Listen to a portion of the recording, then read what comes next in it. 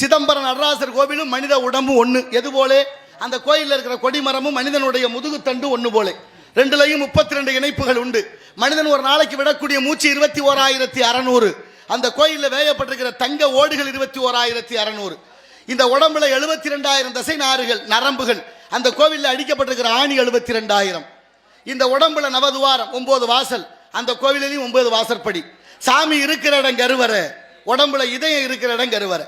எல்லா கோயிலையும் கதவு திறந்தால் கருவறை விக்கிரகம் சுவாமி கண்ணுக்கு தெரியும். நடராசர் கோயில் அப்படி இல்லை, உள்ளே நுழைந்து இடப்பக்கமாக சென்று நடராசரை தரிசிக்க வேண்டும். காரணம், உடம்பு வைத்தே கட்டிய கோயில். இந்த உடம்பு 2 கூறு, ஒன்று வலக்கூறு ஒன்று இடக்கூறு. இடப்பக்கம் தான் இதயம் இருக்கு.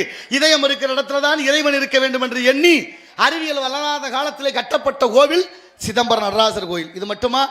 இந்த உலக தமிழ்நாட்டில் மட்டும் எண்ணற்ற ஆலயங்கள், அவ்வளவு அற்புதங்கள் இருக்கு. குற்றாலம் போனவர்கள் தென்காசி காசி விஸ்வநாதரை கும்பிடாம போக முடியாது. சில பேர் கோயிலுக்கு போகாம போறது உண்டு. இருந்தாலும் தென்காசி என்றாலே காசி விஸ்வநாதர் ஆலயம். கோயில் ராஜகோபுரத்தில் கால் வச்ச உடனே காத்து நம்மளை வெளியில தள்ளும். அதை மீறி உள்ளே நுழைந்தால் காற்று நம்மளை உள்ளே தள்ளும். அப்படி ஒரு சுழற்சி அந்த இடத்துல இருக்கு. அது பாண்டிய மன்னர்களால் கட்டப்பட்ட கோபுரம். ஆரியங்காவு கணவாய் வழியாக பொதியமலை சாரல் வழியாக வரக்கூடிய காற்றை தடுத்து நிறுத்தி கட்டிய கோபுரம் இன்றும் நிகழ்ந்து கொண்டிருக்க அந்த அதிசயம், ஒரு சுழற்சி அந்த இடத்துல.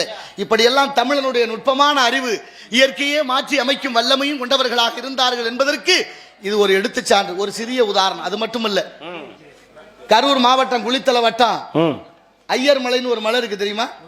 அது ஐவர் மலைன்னு மாறி, ஐவர் மலை ஐயர் மலையாக மாறிடுச்சு. அதுக்கு மேல காகம் இன்னைக்கும் பறக்காது. காகம் பறக்காத கோவில்கள் நிறைய இருக்கு.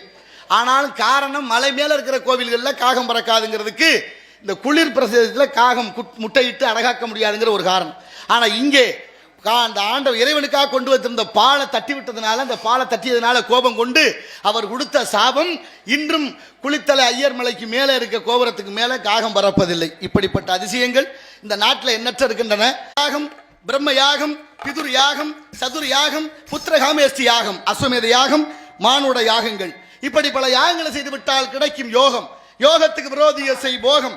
போகத்தை மறந்து யாகத்தை செய்து யோகத்தை பெற்று அந்த யோகத்தாலே உள்ளம்பரிய கோயில், ஊனுடம்பை ஆலயம், வல்லபரானார்க்கு வாய்கோபுர வாசல், கள்ளப்புலனைந்தும் காணா மணி விளக்கே தெல்ல தெளிந்தார்க்கு சீவனே சிவலிங்கம் என்று திருமூலர் திருமந்திரத்திலே பாடுகிறார். காரணம், கோயிலும் உடம்பும் ஒண்ணுன்னு பாடுறார்.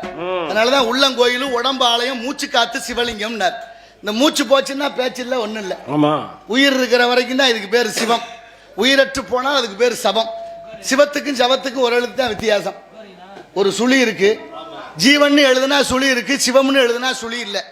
சில பேருக்கு சுழிப்படுத்துற பாடு ஒன்னும் சொல்றது மாதிரி இல்லை. அதனாலதான் அத்வைதம்னு பேரு, சிவத்வைதம்னு பேரு. அப்ப பாருங்க, மாணிக்கவாசர் விரல் இப்படி வச்சிருக்கார், ஐயப்பன் விரல் இப்படி வச்சிருக்கிறார், தட்சிணாமூர்த்தி விரல் இப்படி வச்சிருக்கிறார். இதுக்கு பேர் சின்முத்திரை. சின்னனா ஞானம், முத்திரைனா அடையாளம், ஞான அடையாளம். இது சீவாத்மா, இது பரமாத்மா. சீவனை சிவனோடு சேர்ப்பது அத்வைதம். அப்படி உள்ளங்கோயிலும் உடம்பு ஆலயம். அப்படி கோயில் இல்லாத ஊர்ல குடியிருக்க கூடாதுன்னு பழமொழி. கோயில் விளங்க குடி விளங்க என்பதும் பழமொழி. ஆலயம் தொழுவது சாலவு நன்றுன்னு அந்த கிழவி நமக்கு சொல்லி வைத்தார். அத்தனையும் சொல்லி என்ன செய்ய, கடைசியா வள்ளலார் சொன்ன கதை தான் இப்ப நடக்குது. கடை விரித்தேன் கொள்வார் இல்லை அப்படின்னு போய்விட்டாச்சு. அதனால நாளைய தலைமுறைக்கு சொல்ல வேண்டிய கடமையும் பொறுப்பும் ஒவ்வொருத்தரும் உண்டு. ஆகையினாலே இந்த இடத்தை பார்க்கின்ற பொழுது மக்கள் எல்லாம் ஒன்று சேர்ந்து ஒற்றுமையோடு இந்த விழாவை கொண்டாடுவதை பார்க்கின்ற பொழுது, தென்னகமாம் இன்ப திருநாட்டில்